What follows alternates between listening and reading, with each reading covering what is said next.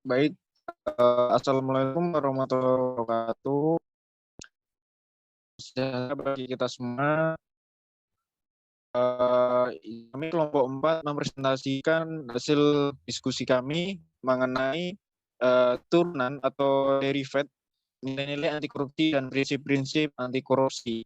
Anggota kelompok kami yaitu pertama saya sendiri Panggi Winarto, yang kedua Puput Aryani, ketiga Jackson Patemilo, yang keempat Lucy Tiffany Ware.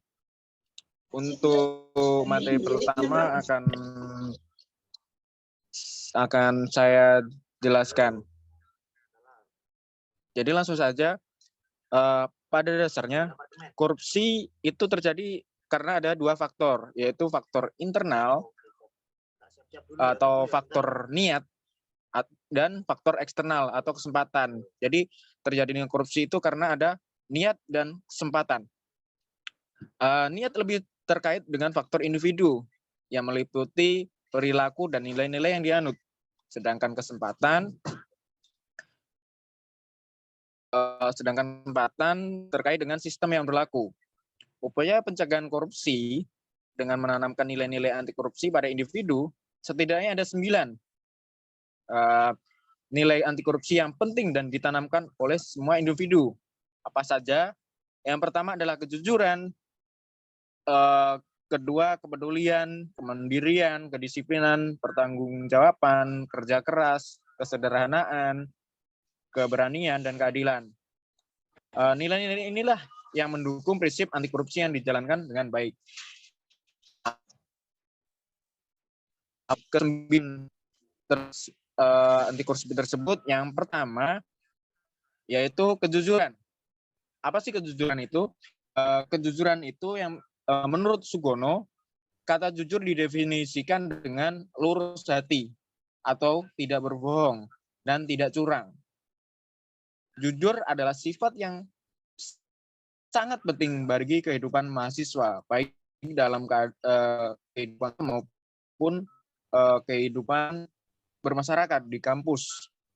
Nilai kejujuran dalam kehidupan kampus diwarnai dengan budaya akademis yang diperlukan. Nilai kejujuran berarti sebuah mata uang yang berlaku di mana saja, termasuk dalam kehidupan kampus. Otomatis jika siswa tidak berlaku jujur atau tidak jujur, baik dalam lingkup akademik maupun sosial, maka tingkat kepercayaan seseorang atau tingkat kepercayaan orang lain kepada individu tersebut akan berkurang. Yang kedua, kepedulian. Menurut Sugono, kata peduli adalah mengindahkan, memperhatikan, dan menghiraukan. Nilai kepedulian ini sangat penting bagi mahasiswa dalam kehidupan kampus maupun di masyarakat. Sebagai calon pemimpin di masa depan, rasa peduli terhadap lingkungan sangat diperlukan oleh mahasiswa, baik lingkungan dalam kampus maupun luar kampus.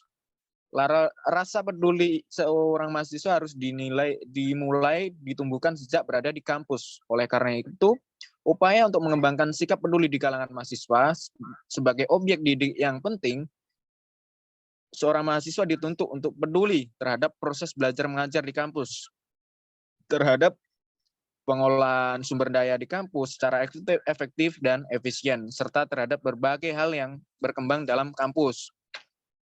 Contohnya, misalkan ada di wilayah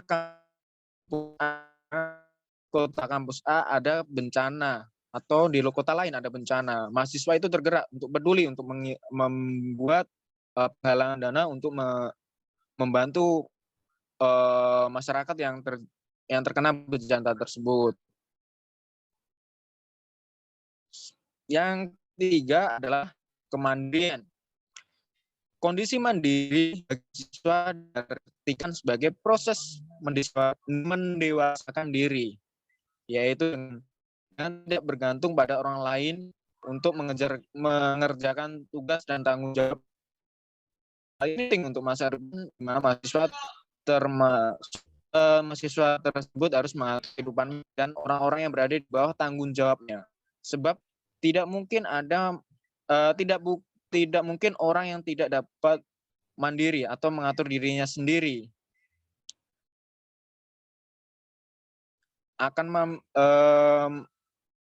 dengan karakter kemandirian, mahasiswa dituntut untuk mengerjakan semua tanggung jawab dengan usahanya sendiri, bukan orang lain. Apa saja contoh sederhananya dari kemandirian ini? Misalkan kita diberi tugas individu oleh dosen. Namanya juga kan tugas individu. Jadi harus dikerjakan secara individu. Nggak bisa dibantu oleh temannya, tapi tidak untuk menyalit jawaban dari temannya. Seperti itu. Selanjutnya akan dijelaskan oleh Mbak Puput.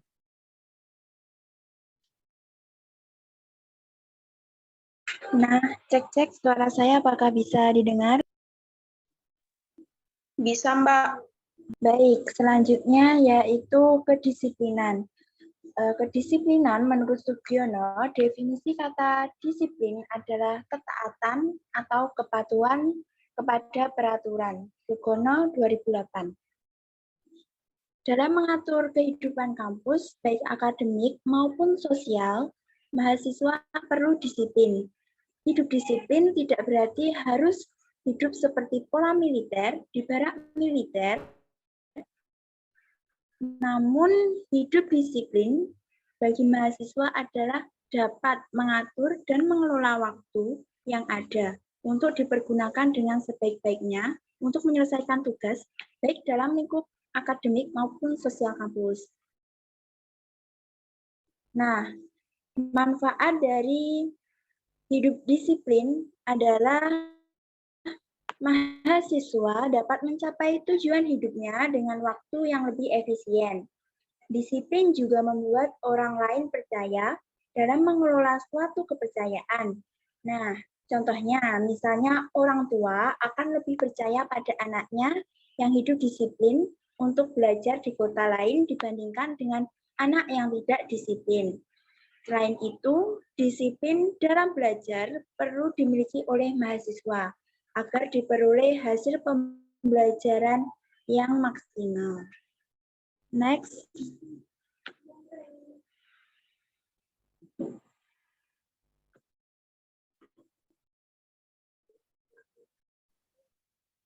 Nah, selanjutnya yaitu yang kelima, tanggung jawab. Menurut Kamus Besar Bahasa Indonesia, bertanggung jawab adalah keadaan wajib menanggung segala sesuatu. Kalau terjadi apa-apa, boleh dituntut, dipersalahkan, dan diperkarakan, dan sebagainya. Mengerti bukan? Oleh karena itu, kita harus berpikir matang sebelum mengambil keputusan.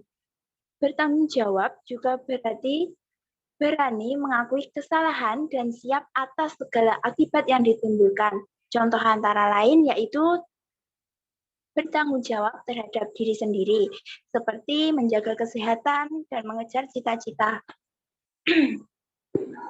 Untuk melatih tanggung jawab seorang individu itu sendiri, yaitu dapat melakukan banyak hal-hal kecil. Contohnya yaitu seperti patuh. Patuhilah segala aturan yang diterapkan di rumah, di tempat umum, yang tertulis maupun yang tidak tertulis.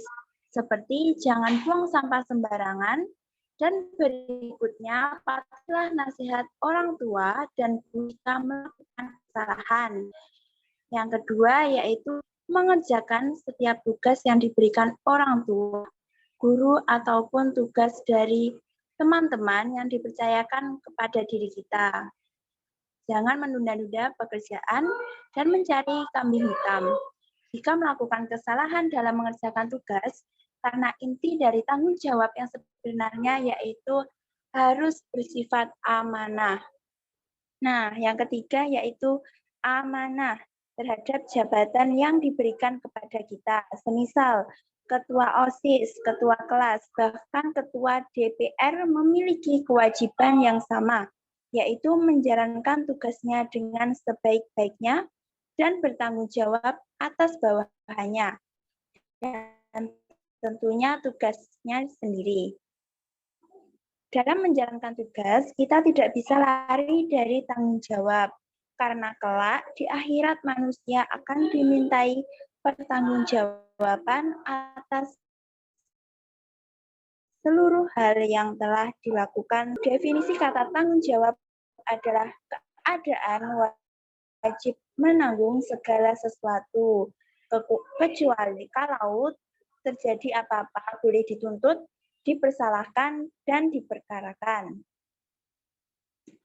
Presentasi selanjutnya akan dilanjutkan oleh rekan saya. Baik, terima kasih atas kesempatan diberikan kepada saya. Tapi sebelumnya apakah suara saya sudah terdengar jelas? Jelas. Oke. Semoga Selanjutnya, salah satu upaya yang dilakukan untuk mengatasi perilaku korupsi adalah kerja keras. Bekerja keras didasari dengan adanya kemauan. Akhir-akhir ini kita sering melihat berita bunuh diri, penyebabnya macam-macam. Namun, secara umum mereka melakukannya karena tidak kuat menanggung beban hidup. Kita dapat belajar dari penemu lampu pijar, Thomas Alva Edison. Saat ia kecil, ia pernah dikeluarkan dari sekolah. Namun, karena memiliki kemauan dan kerja keras, ia pun belajar dari ibunya.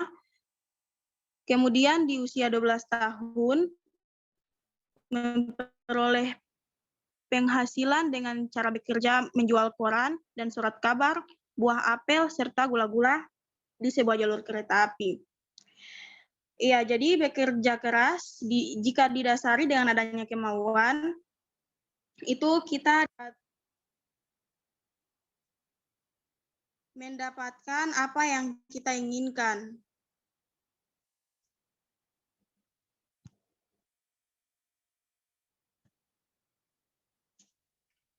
Next, Mas. Selanjutnya. Yang berikutnya adalah sederhana. Gaya hidup sederhana sebaiknya perlu dikembangkan sejak siswa mengenyam masa pendidikannya. Dengan gaya hidup sederhana, setiap siswa dibiasakan untuk tidak hidup boros. Di Indonesia, pola hidup yang berorientasi pada materi kini amat mewah. Kalangan remaja merupakan sasaran empuk untuk terjebak dalam pola hidup yang berorientasi pada materi. Jadi, banyak contoh yang terjadi di dalam lingkungan sehari-hari. Misalnya, kita sebagai siswa yang duduk di bangku SMP ataupun SMA, banyak sekali kita jumpai kalau gaya hidup mereka itu gaya hidup mereka itu tidak mau kalah dari teman mereka. Jadi banyak sekali yang tidak mau hidup sederhana. Jadi inginnya itu lebih daripada temannya.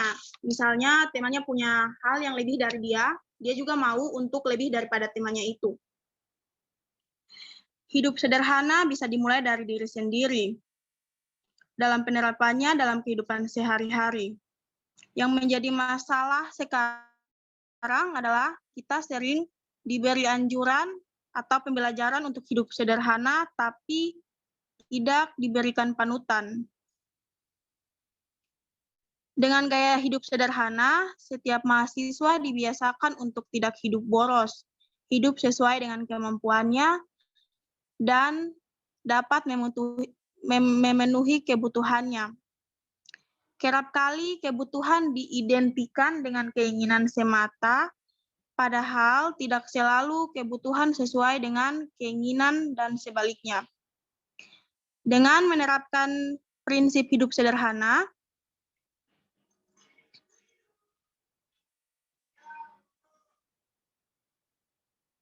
ini merupakan parameter penting dalam menjalin hubungan antara sesama mahasiswa, karena prinsip ini akan mengatasi permasalahan kesenjangan sosial, iri, dengki, tamak, egois, dan yang sikap-sikap negatif lain-lainnya. Prinsip hidup sederhana juga menghindari seseorang dari keinginan yang berlebihan. Contohnya, melakukan korupsi untuk memenuhi kebutuhannya sendiri. Selanjutnya, waktu diberikan untuk pemateri selanjutnya. Mas Jackson, dipersilahkan.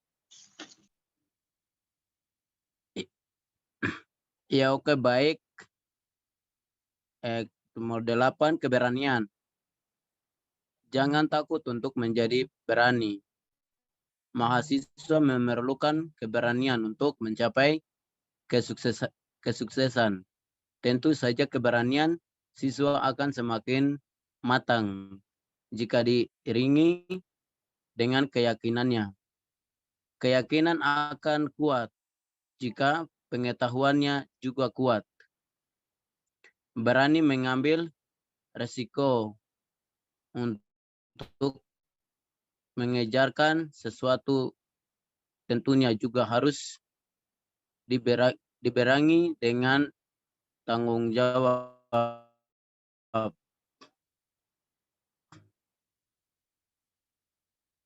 Ya, baik, di sini ya mahasiswa punya tanggung jawab. Contoh seperti Bapak dosen atau tugas yang Bapak dosen berikan untuk kita kelompok atau walaupun individu, kita harus kerja karena itu tanggung jawab mahasiswa. Jadi tanggung jawab kita harus kita kerja. Jadi kita sebagai mahasiswa harus kerja dan punya tanggung jawab. Rasa takut akan memotivasi kita agar berusaha keras dalam berlatih dan belajar sebaik mungkin. Setelah berusaha keras, jangan takut untuk salah. Karena usaha keras tidak akan mengkhianati.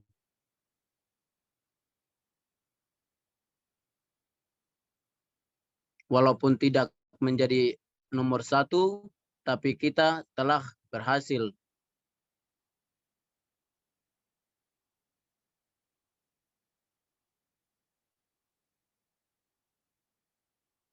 Mengalahkan rasa takut, dan itulah yang terpenting termasuk dalam menegakkan anti korupsi. Jika melihat adanya tindakan korupsi di atau lingkungan tempat tinggal, kita harus berani melapor ke pihak terkait agar keadilan dapat ditegakkan. Ya, jadi seperti contoh kecil seperti kita daerah, seperti pemimpin yang mungkin dia ambil hak orang, dia ambil haknya masyarakat. Nah, di situ kita mahasiswa mengambil alih untuk ambil solusi yang baik supaya kita batasi hal yang terjadi seperti korupsi. Karena haknya orang itu tidak bisa mengambil oleh orang lain. Jadi kita ambil sesuai dengan haknya kita. Jadi kita tidak bisa ambil hak dari orang lain. Masyarakat punya hak, mereka punya, kita punya, tetap kita punya.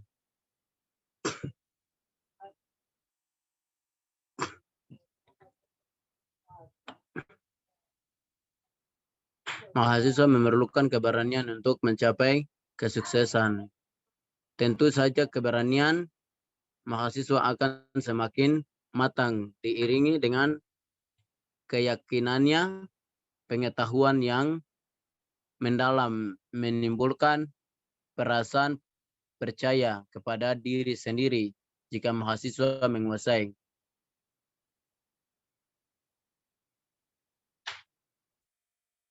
Masalah yang dia hadapi, dia pun akan menguasai diri sendiri, dan manapun dan dalam kondisi apapun seringkali harus diambil keputusan yang cepat dan harus dilaksanakan dengan cepat pula.